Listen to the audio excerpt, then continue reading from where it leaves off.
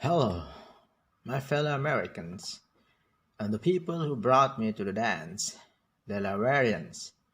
I see my buddy Senator Tom Carper's down there, and I think Senator Coons is there, and I think the governor's around. Is that Roseanne? And now former Governor Ruth Ann Miller. Most importantly, my sister-in-law and my sister Valerie. Anyway, folks, the people of this nation have spoken.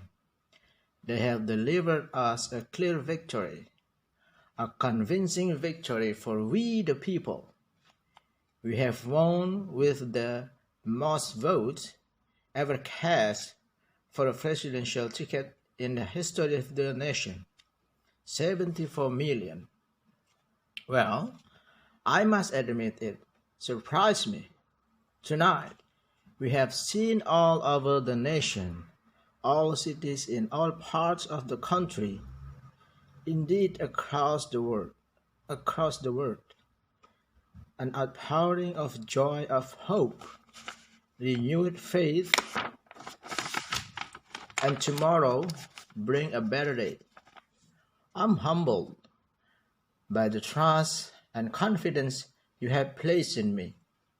I pledge to be a president who seeks not to divide but unify, who doesn't see the red states and blue states, only sees the United States, and work with all my heart, with the confidence of the whole people,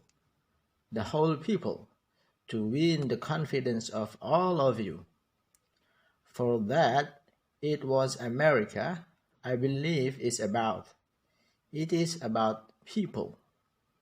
And that's what our administration will be all about.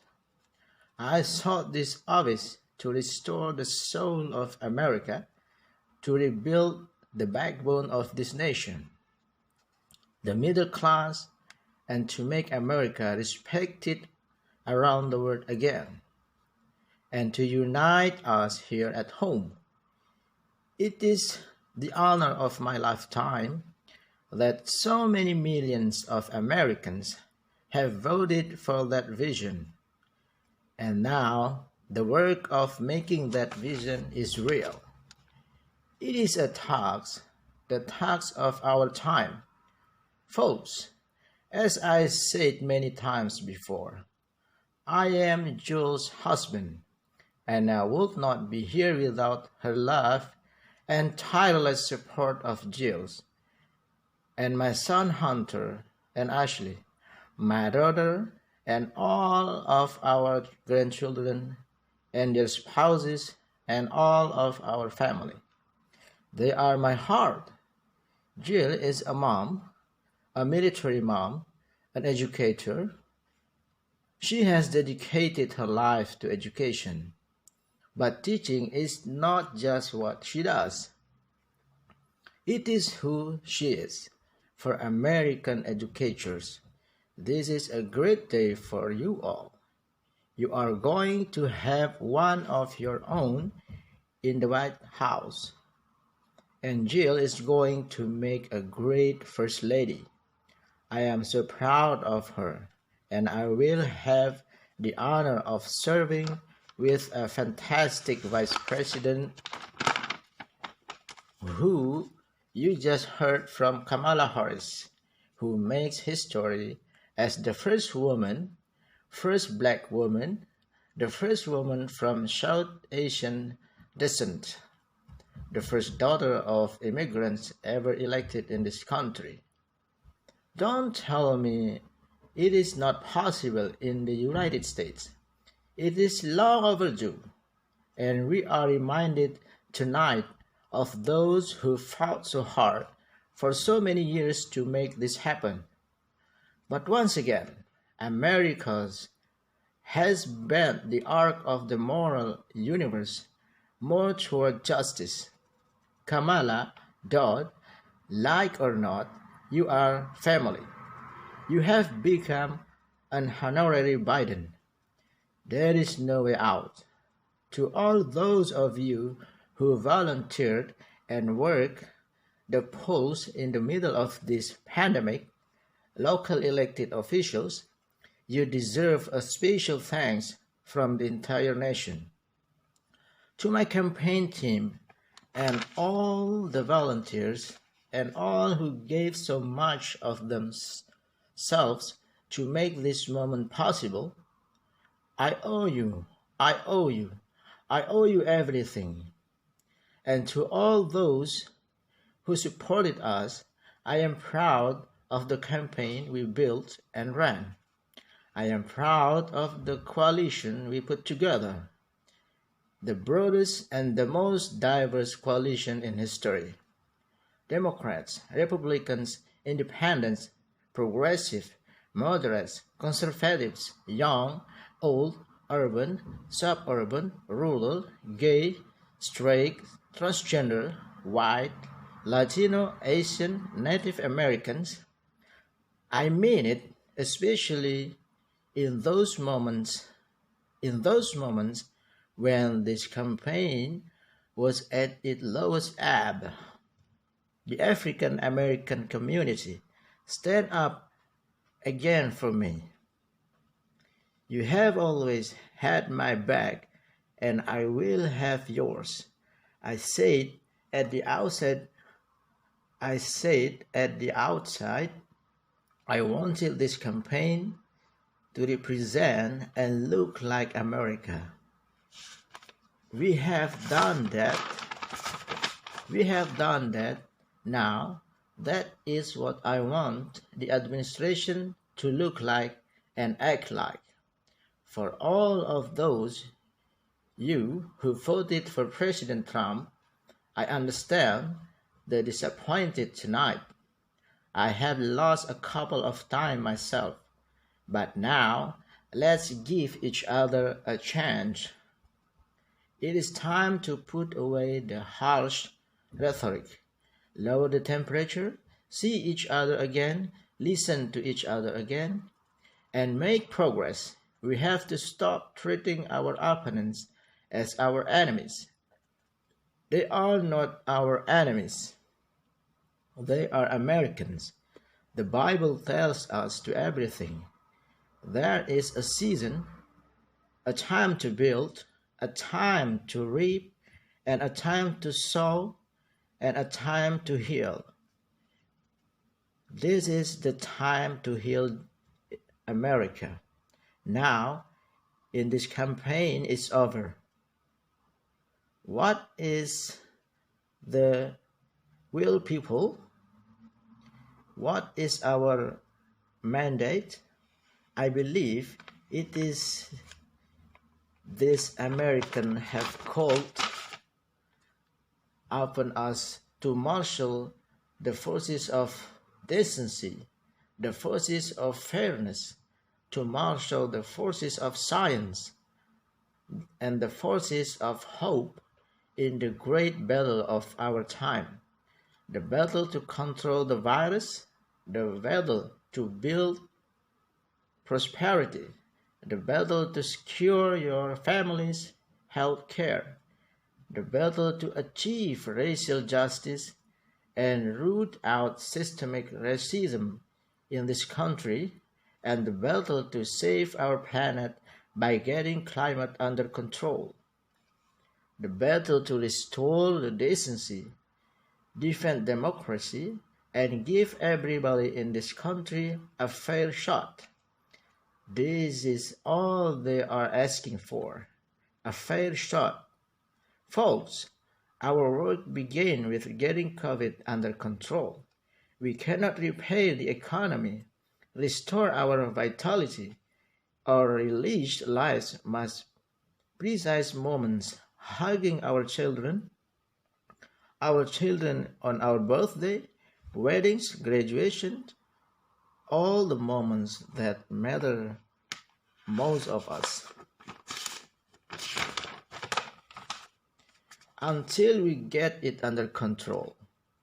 On Monday, I will name a group of leading scientists and experts as transition and an advisor to help take the Biden-Harris COVID plan and convert it into an action blueprint that will start on January the 2021. That plan will be rebuilt on a bedrock science. It will be constructed out of compassion, empathy, and concern. I will spare no effort, no one, or any commitment to turn around this pandemic. Folks, I am proud Democrat, but I will govern as an American president. I will work as hard for those who didn't vote me as those who did. Let me grim era of demonization in America begin the end here and now. Refusal of Democrat and Republican cooperate with one another is not some mysterious force beyond our control. It is a decision, a choice we make, and if we can decide not to cooperate, then we can decide to cooperate. And I believe this is part of the mandate given to us from the American people.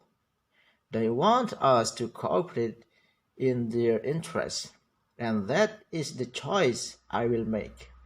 And I will call on Congress, Democrats and Republicans alike, to make that choice with me.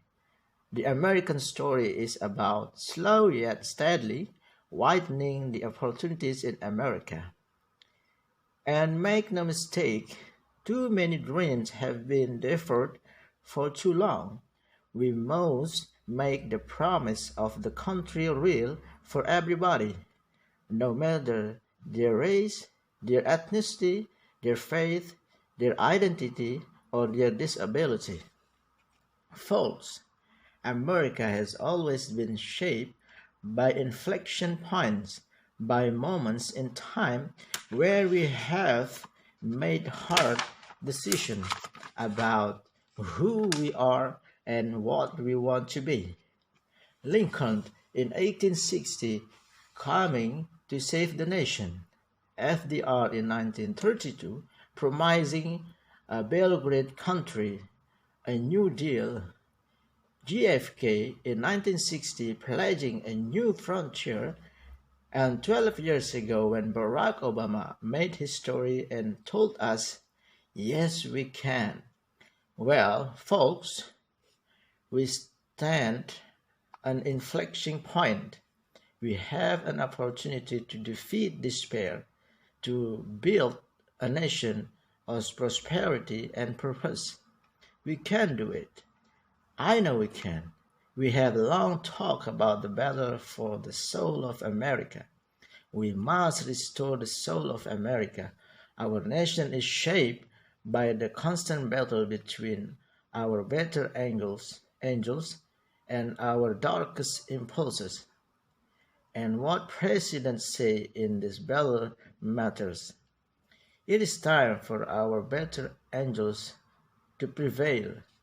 Tonight, the whole world is watching America, and I believe at our best, America is a beacon for the globe. We will not lead not only by the example of our power, but by the power of our example. I know, I have always believed, and many of you heard me say it. I have always believed we can define America in one word: possibilities. That in America, everyone should be given an opportunity to go as far as their dreams, and God given ability will take them. You see, I believe in the possibilities of this country. We are always looking ahead to an America that is freer and more just, ahead to America that creates jobs with dignity and respect, ahead to an America that cares disease like cancer and Alzheimer, ahead to an America that never leaves anyone behind, ahead to an America that never gives up never gives in. This is a great nation. It has always been a bad bet to bet against America. We are good people. This is the United States of America. And there has never been anything we have been not able to do when we have done it together. Folks, in the last days of the campaign, I began thinking about a hymn that means a lot to me and my family, particularly my deceased son, Bill. It captures the faith that sustains me and which I believe sustains America.